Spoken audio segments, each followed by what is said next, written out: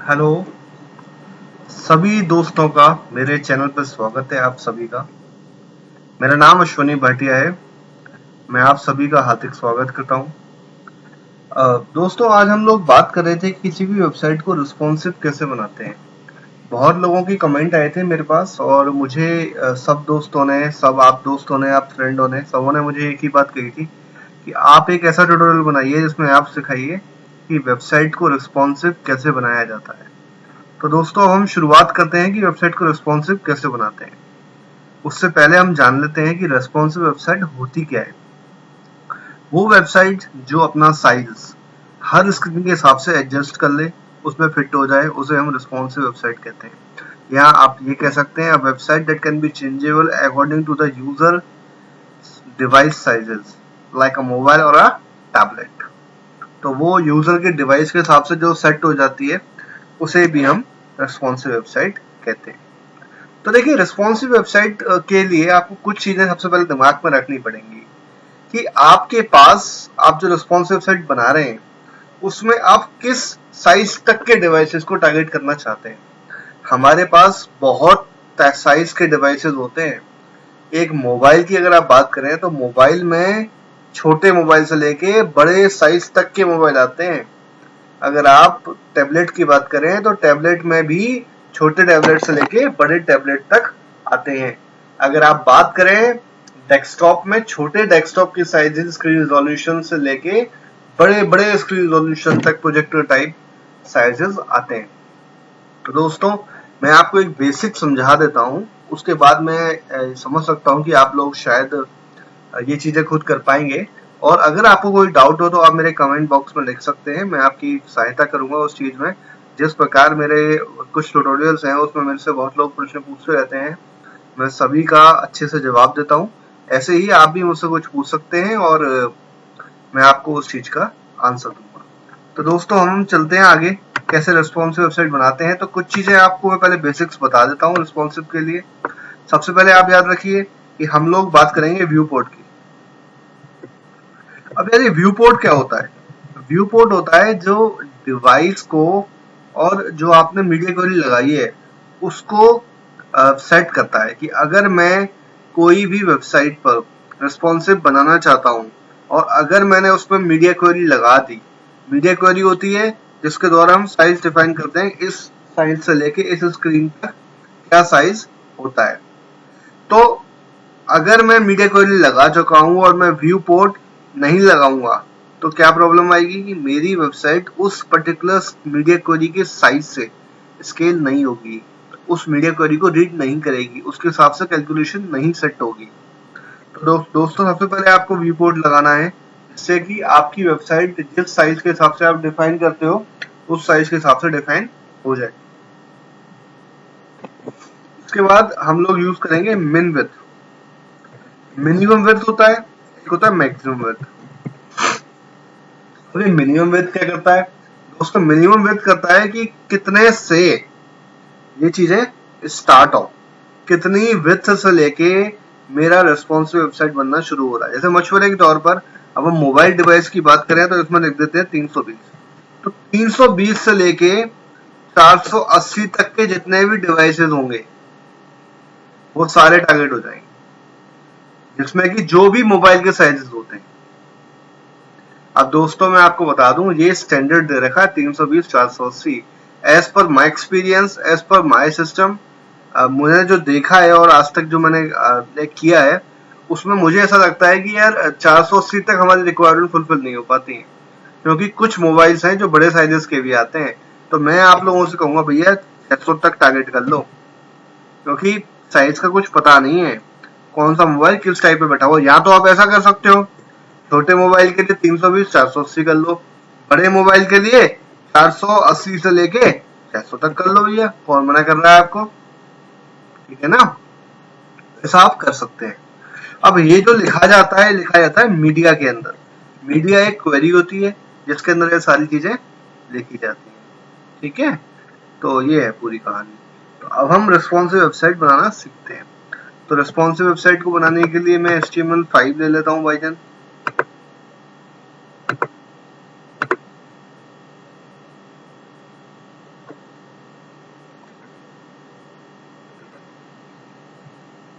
तो यहाँ पे एक फोल्डर ले लेते हैं, रिस्पॉन्सिव वेबसाइट। ठीक है जी। एक CSS फाइल ले लेते हैं यहाँ पे।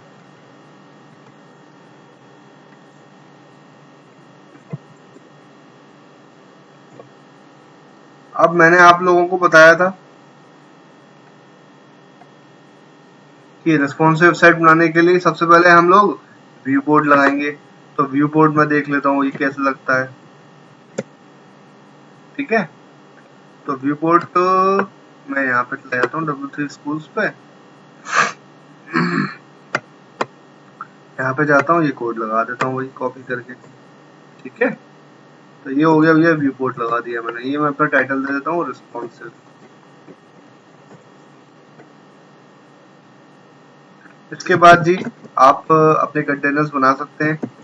जैसे मैंने यहाँ पर रैपर बना दिया।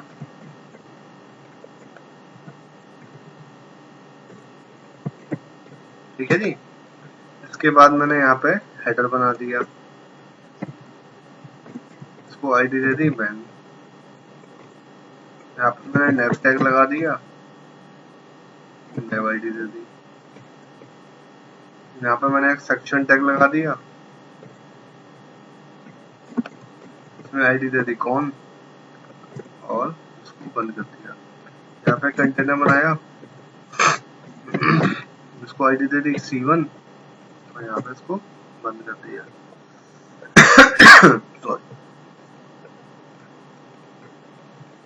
ठीक है, अब ये इसकी CSS है जी। इसमें अपना काम हम शुरू कर देते हैं, जो भी हमें करना है।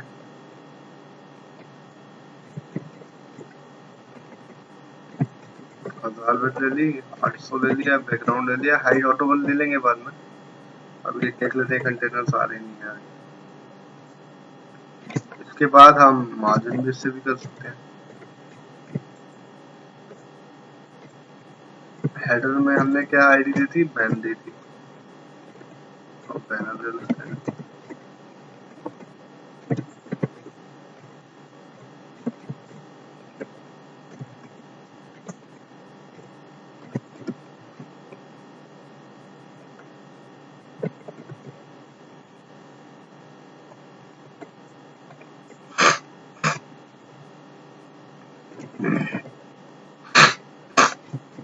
सॉरी दोस्तों, मुझे थोड़ा कोल्ड हो रखा है।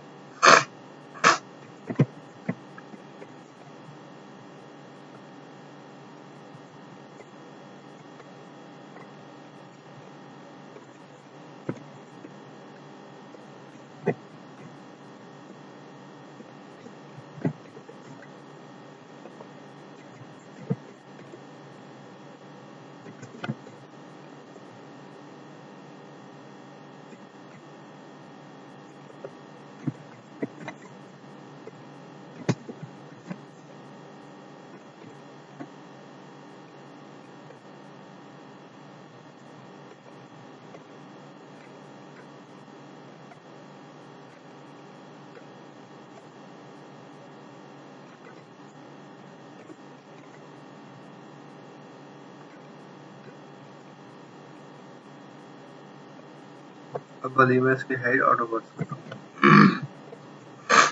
CSS को अटैच कर लेते हैं।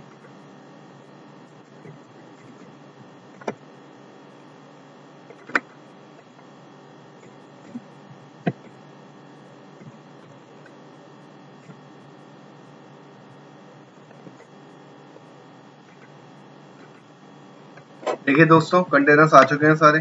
ठीक है, अब इसमें भैया इमेज डाल देते हैं थोड़ी सी।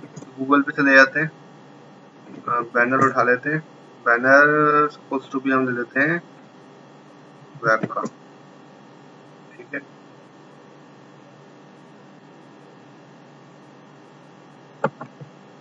तो ये मेरा बैनर है भाई वेब का। डेस्कटॉप पे सेव कर लेता हूँ। बैनर वेब डिजाइन नाम से है फाइल। इसको उठाता हूँ, Ctrl+X करता हूँ, फोल्डर में जाता हूँ, सेव कर देता हूँ, इमेजेस नाम से फोल्डर बना के।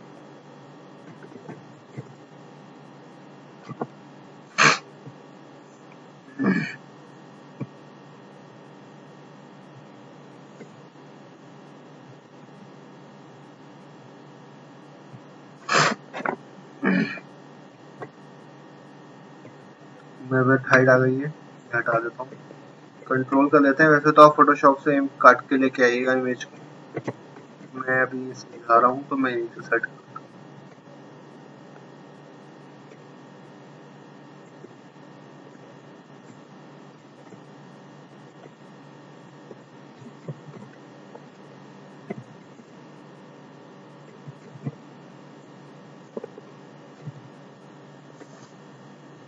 ठीक है, यहाँ आप नेविगेशन है आपका,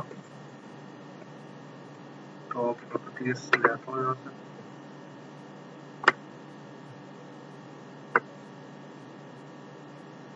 यहाँ यूआरएल बना देते हैं।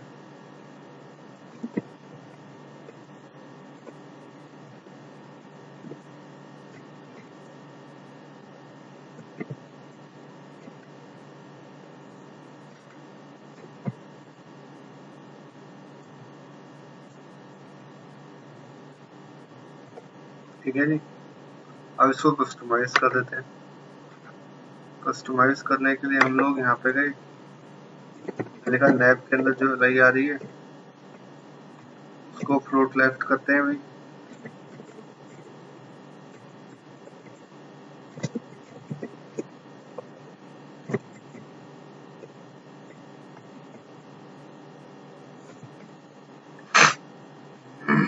बुलेट्स नहीं चाहिए।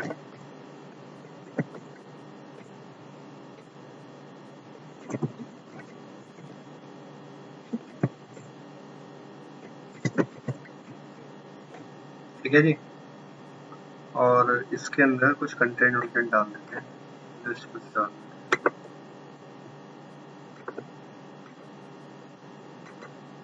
तो ये मेरा कंटेंट है फॉर एग्जांपल। ठीक है, यहाँ पर मैंने हेडिंग लगा दी वेलकम, यही मेरा कंटेंट। ये आप अलग अलग पैराग्राफ बनाना चाहते हैं तो ठीक है, मुझे कोई प्रॉब्लम नहीं है, बना देता हूँ। ठीक है जी, ये आप लिस्ट बनाना चाहते हैं तो लिस्ट बना देते हैं।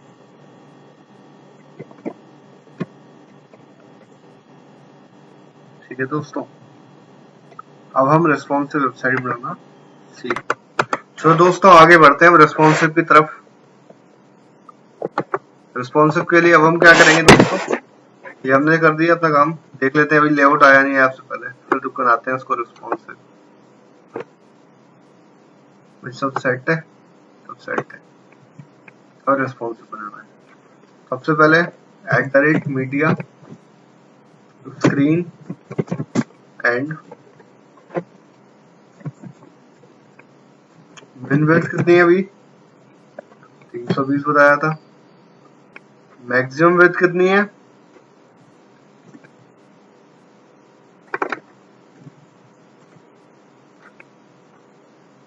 480। ठीक है जी, अब बात कर लेते हैं जब रेस्पॉन्सिव वेबसाइट बनाने बैठेंगे। ठीक है, तो क्या ध्यान रखेंगे भाई कि ये जितने भी कंटेनर्स हैं इन सबको कस्टमाइज करना है। हो सकता है कि इन कंटेनर्स में कुछ ऐसी चीजें हों जो आपको कस्टमाइज नहीं करनी हो, बट मोस्टली तौर पे हम ये मान के चलते हैं कि हमें सारे कंटेनर्स में कुछ ना कुछ करना ही होता है। तो दोस्तों यहाँ तो आपको कंटेनर्स की कंसेप्ट्स लाइक पता हो, सारे नाम याद हो। ठीक है, कि आपने उसमें क्या दे रखा है, मैं तो ऊपर देखते चलता हूँ, साथ साथ कस्टमाइज करता चलता हूँ। अगर आपको ऐसा लगता है कि भैया आपको नहीं याद रहता क्या क्या कस्टमाइज करना है, इसको मैं अपनी ट्रिक बता रहा हूँ आपको, आप ऐसा कर सकते हो, कॉपी करो, कॉपी करने का नया डाल दो, अब जो जो कस्टमाइज करना है करते जाओ। But according to me like मैं को काम करते करते करते काफी टाइम हो गया है, तो मैं तो भैया डायरेक्टली कर सकता हूँ ऊपर पढ़ के नीचे। क्यों, मुझे ऐसा लगता है कि जल्दी हो जाएगा, एक एक करके करूंगा, सारी प्रॉपर्टी पे काम करना पड़ेगा। तो आपको जैसे सुविधाजनक लगे आप ऐसा कर सकते हैं। ठीक है जी, ये मैंने स्क्रीन की स्पेलिंग थोड़ी सी गलत लिख दी है तो उसको माफी चाहता हूँ, सही कर देता हूँ मैं। अब बात कर लेते हैं, मुझे भैया रैपर की विड्थ 100% चाहिए होगी, क्योंकि मुझे थोड़ी पता है कि वो 320 पे देख रहा है, 340 पे देख रहा है, 400 पे देख रहा है, कितने पे देख रहा है। ठीक है, और हाइड करना चाहता हूँ, हाइड भी ऑटो थी तो जरूरत नहीं थी। बैकग्राउंड मुझे वही चाहिए और मार्जिन मुझे वही चाहिए। अब याद रखना दोस्तों, यहाँ पे जो कुछ लिखा हुआ है ये सब ग्लोबल है, यही चलेगा सब जगह, जो मैं यहाँ पे ओवरराइड नहीं करूंगा। ठीक है, तो ध्यान रखना इस बात को। अब बैनर जो आएगा भैया वो भी 100% चाहिए, तो इसी के बाद लगा दिया। बैनर के अंदर जो इमेज है वो भी 100% चाहिए, तो भी लगा दिया। नेविगेशन भी चाहिए, वो भी लगा दिया। नेविगेशन के अंदर जो LI चाहिए वो भी लगा दिया। C1 कंटेनर भी चाहिए, उसे भी कर दिया। C2 को भी कर दिया। अब दोस्तों बहुत सिंपल तरीके से कर दिया मैंने, क्योंकि यार जैसी थी मेरी बात, रिक्वायरमेंट ही मैंने कर दिया। अब याद रखना दोस्तों कि मोबाइल यूजर्स और डेस्कटॉप यूजर्स अलग अलग यूजर हैं। कभी भी ये मत सोचना कि जो डेस्कटॉप वाले को दिख रहा है एज इट इज दिखना चाहिए मोबाइल वाले को, ऐसा कुछ भी नहीं है। दोनों अलग अलग लोग हैं, अलग अलग तरीके से वो चाहते हैं। ठीक है, अब इसको रिस्पॉन्सिव में चेक करना है भैया। कैसे चेक करेंगे? इंस्पेक्ट में जाऊंगा। एक तरीका तो ये यहाँ पर है, मोबाइल पे जाके देखो दिख गया, आईपैड पे चेक हो गया। ये मुझे करना है भैया Nexus 5 पर, तो देखो ऐसे हो गया चेक। बेस्ट तरीका बताता हूँ जो मुझे लगता है कि बेस्ट है और मुझे लगता है कि जो अच्छा चेक करके देता है। आप गूगल एप्स में जाइए, एप्स के वेब स्टोर में जाइए। वेब स्टोर में आके RWD टेस्टर नाम का एक टूल आता है, ये बेस्ट लगता है भाई मुझे। क्यों? ये मेरे लिए सारी चीजें चेक करके दे देता है मुझे। ठीक है, अगर मैं मान लो ये नहीं डालता तो मेरे पास क्रोम में भी ऑप्शन होते हैं, तो मैंने आपको दिखाया ही था।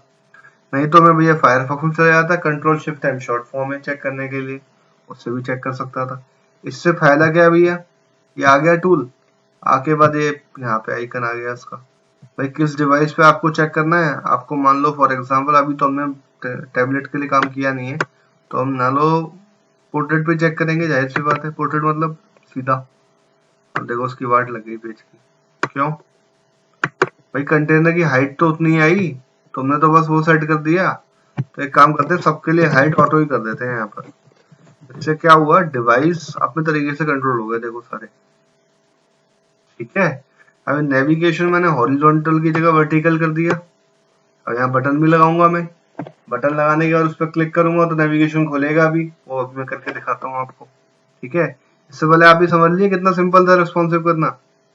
लेकिन दोस्तों एक चीज याद रखना, अगर C1 की वहां पे कंटेनर में फॉन्ट साइज वगैरह जो भी होता वो सारा यहाँ पे कस्टमाइज करता मैं। ठीक है, ये याद रखना। ये मत सोचना कि कुछ नहीं करूंगा मैं यहाँ पर। जो प्रॉपर्टीज वहां थी वहां पे यहाँ पे क्या कंसेप्ट आते हैं वो करूंगा मैं यहाँ पर। उसके बाद ये ग्लोब पोर्ट सबके लिए काम कर रही है, पोर्ट्रेट व्यू के लिए भी और लैंडस्केप व्यू के लिए भी। मुझे सिर्फ पोर्ट्रेट व्यू के लिए काम करना है, तो यहाँ पे एंड जाऊंगा और ओरिएंटेशन दूंगा और लैंडस्केप लिख दूंगा। ठीक है, अभी सिर्फ लैंडस्केप के लिए काम करेगी, पोर्ट्रेट देखो कुछ है ही नहीं। समझ रहे हो मेरी बात को? तो आप कर लो यार, आपको जो करना रिक्वायरमेंट है, कुछ ऐसी पर्टिकुलर चीज है जो आपको लगता है यार कि ये नहीं पोर्ट्रेट व्यू में सेट अलग होनी चाहिए। ठीक है, तो आप कर सकते हो। कैसे भैया?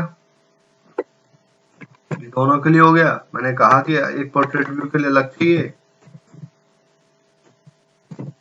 तो आप यहाँ पे उस पर्टिकुलर चीज के साथ क्या करना चाहते हो कर लो यार इसके अंदर। ठीक है, I hope you will understand. ठीक है, now what I will do, like मैं अब क्या चाहता हूँ, टैबलेट पे टारगेट करना चाहता हूँ। तो मैं 400 मैंने बताया था आपको, 640 768 टैबलेट का स्टैंडर्ड होता है। ठीक है, 900 तक टारगेट करना चाहते हो तो मैंने बताया था भैया 768 से फिर शुरू कर दो, 900 तक टारगेट कर लो।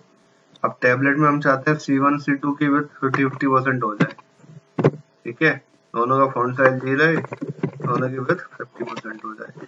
हो जाएगी भाई 50%, क्या प्रॉब्लम है? यहाँ से ये चीज हट जाएगी। ठीक है जी, अब आपका वो टैबलेट वाला स्टैंडर्ड भी हम जो बात कर रहे थे वो देख लेते हैं। आगे अभी टैबलेट में हमारा काम नहीं हो पा रहा, क्योंकि जो साइज होगा वो बहुत बड़ा होगा शायद टैबलेट का। ये जो हमने देखा अभी 900 तक वाले होंगे। कुछ छोटे वाले टैबलेट चेक कर लीजिए, उनसे तो आपका हो जाएगा एज। इसमें भी नहीं हो रहा क्योंकि बड़े से, तो मैं एक काम करता हूँ इसी को 900 तक कर देता हूँ।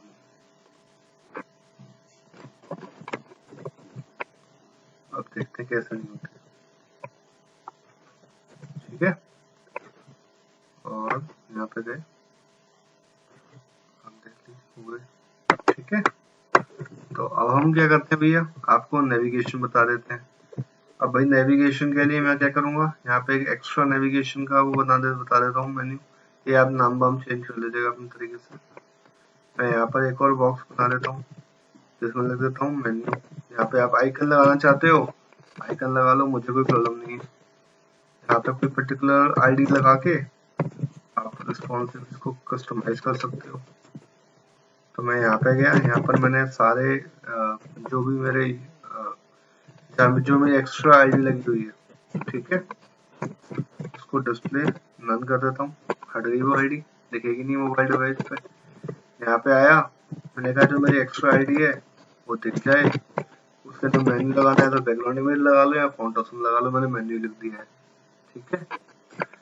उसके बाद मैं चाहता हूँ मेरा कोई भी नेविगेशन जो है वो दिखना नहीं चाहिए बाय डिफॉल्ट, तो मैंने उसको डिस्प्ले कर दिया।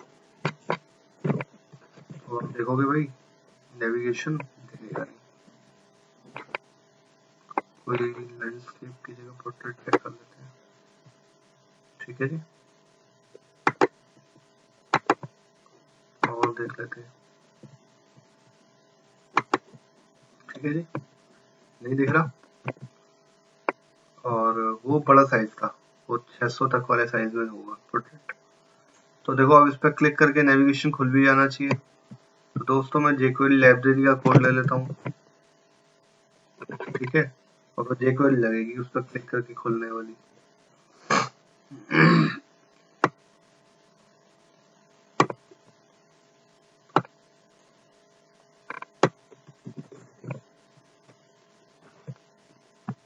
यहाँ पे जाइए, अब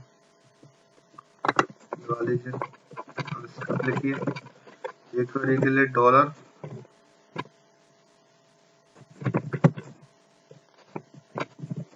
document.ready फंक्शन रन करना है, ठीक है जी।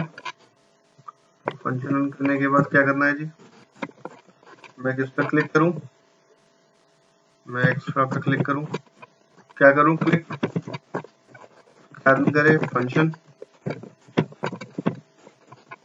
फंक्शन रन करने के बाद क्या होना चाहिए, नैब के अंदर यूएल है और टॉगल हो जाना चाहिए। ये देखो एक अलग तरीके के मेन्यूज हैं, आप चाहें तो जैसा भी बनाना चाहें वैसा बना सकते हैं, ठीक है, टॉगल वाला बनाने वाला। तो देखो ये बेसिक था, रेस्पॉन्सिव कैसे बनाते हैं दोस्तों। और भी बहुत सारे आपको मेन्यूज तरीके हैं, बहुत सारे आप देख सकते हैं, dynamicdrive.com पे गूगल पे देख सकते हैं, ठीक है। मेन्यू रिस्पॉन्सिव jQuery बहुत सारी आ जाएंगी, जो चाहिए वो लगा देना आप, ठीक है। तो आई होप आपको समझ में आ गया होगा how to make the website responsive. आपको फिर भी कोई डाउट हो तो प्लीज मेरे कमेंट बॉक्स में लिखिए, मैं आपकी हेल्प करूंगा। धन्यवाद। अभी तक आपने मेरे को सब्सक्राइब नहीं किया है दोस्तों तो प्लीज सब्सक्राइब करें और शेयर करें जो लोग आपकी फील्ड से रिलेटेड हैं, जिससे कि वो भी ज्यादा से ज्यादा सीख सकें। धन्यवाद।